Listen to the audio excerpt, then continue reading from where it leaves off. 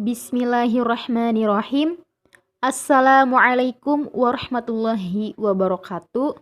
Nama saya Dea Nurul Latifah, 1908-10-2012 dari jurusan Pendidikan Bahasa Arab kelas 4B. Di sini saya akan menjelaskan tentang kalam khobari.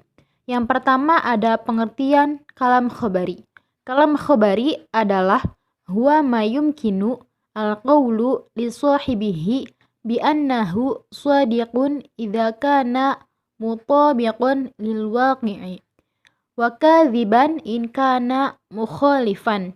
Yang artinya kalam khobari adalah kalimat yang pembicaranya dapat dikatakan sebagai orang yang benar apabila sesuai dengan kenyataan, dan pembohong apabila berlainan dengan kenyataan. Kalam khobari ini disebut pula jumlah mufidah, dan setiap jumlah mempunyai dua rukun, yaitu yang pertama ada mahkum alaih. Mahkum alaih adalah yang dikenai hukum. Yang kedua, mahkum fih. Mahkum fih adalah yang dipakai hukum. Dalam ilmu ma'ani, mahkum alaih disebut musnid ilaih, dan mahkum fih disebut musnid. Yang selanjutnya ada pola kalam khobari. Kalam khobari dilihat dari sisi pembentuknya, dibuat dengan memakai dua pola.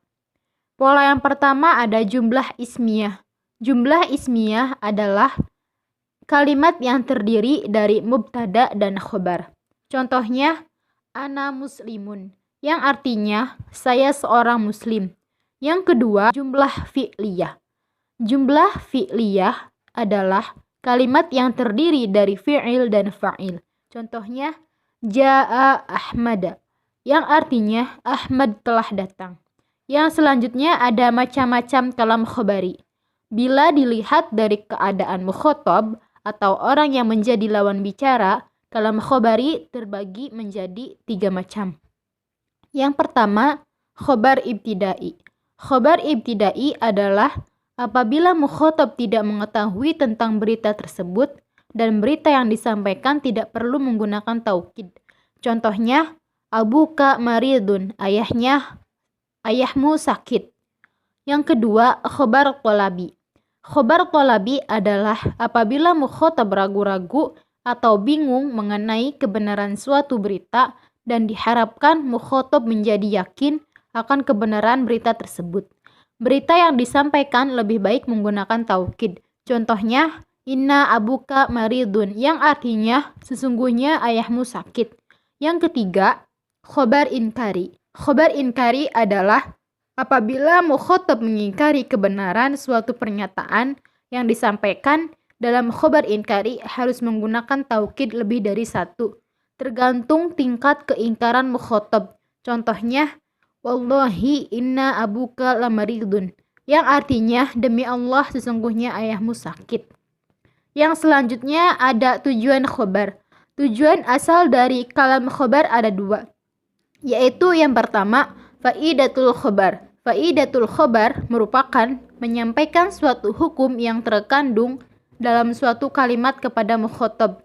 Contohnya, hadoro ro'isu jumhuriyati, yang artinya Pak Presiden telah datang. Yang kedua, lazimul khobar. Lazimul khobar merupakan memberitahukan mukhotob bahwa mutakalim mengetahui suatu hukum.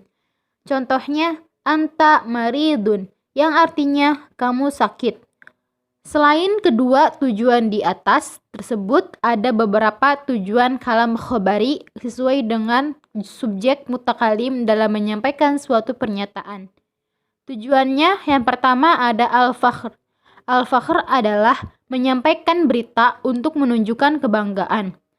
Contohnya, anna afsahu al-arabi baida anni min Quraisy, yang artinya saya orang yang paling fasih berbahasa Arab. Selain itu, saya berasal dari keturunan Quraisy.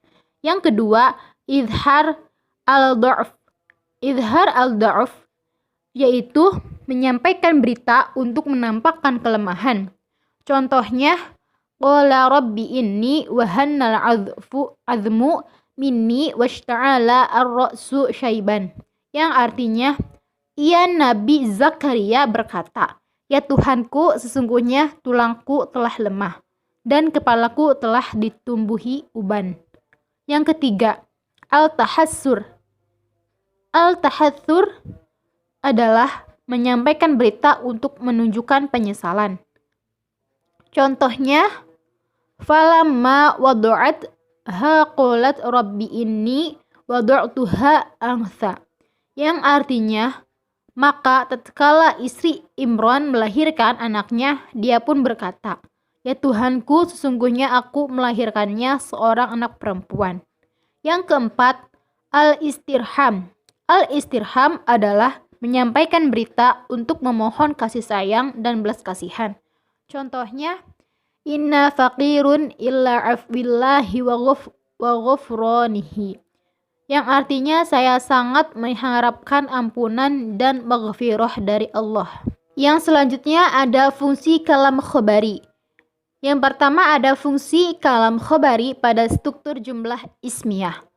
Kalam khobari pada struktur jumlah ismiyah memiliki 3 fungsi, yaitu al-thubut, al-dawam, al-istimrar, yang menunjukkan pengertian yang kekal, tetap. Contohnya, asyamsu mudi'atun. Matahari adalah sesuatu yang menyinari. Artinya matahari tetap bersinar dan kekal. Ketiga fungsi di atas berlaku untuk pola struktur jumlah ismiyah, yang khobarnya berbentuk mufrad atau berupa jumlah ismiyah. Adapun apabila khobarnya berupa jumlah fi'liyah, maka fungsinya berubah menjadi at-tajadud.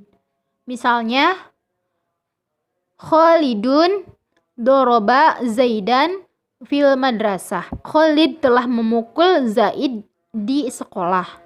Kalimat di atas berupa susunan jumlah ismiyah yang didahului dengan isim atau mubtada dan khobar dari mubtada yaitu kalimat doroba Zaidan berupa jumlah fi'liyah. Dengan begitu, fungsinya tidak lagi kekal, tetap dan kontinu, melainkan at-tajadud, artinya pemukulan yang dilakukan Mas Khalid terhadap Om Zaid tidak kekal dan tidak juga terus-menerus, namun pemukulan yang terjadi di masa lampau. Yang kedua, fungsi kalam khobari pada struktur jumlah fi'liyah. Kalam khobari pada jumlah fi'liyah berfungsi at-tajadud dan al-hudus, yang menunjukkan peristiwa yang berubah-ubah sesuai dengan waktunya, baik untuk lampau, sekarang, dan mustaqbal. Seperti ala Khalidun ila qaryati, ya'udu Khalidun ila qaryatihi, sayaudu Khalidun ila qaryatihi. Yang artinya Khalid telah mudik ke kampungnya. Khalid sedang mudik ke kampungnya. Khalid akan mudik ke kampungnya.